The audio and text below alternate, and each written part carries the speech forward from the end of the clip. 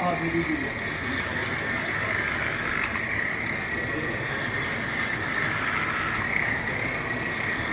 Bundan iyisi bu olabilir yani.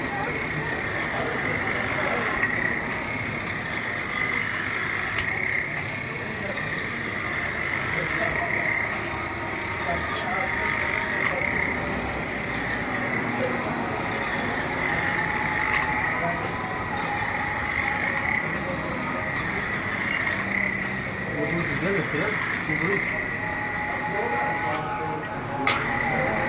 Böyle bu işte kaç tane çıkar? 2 tane yarım ne demek? Aa 2 yarım gel abi. Dur kardeşim.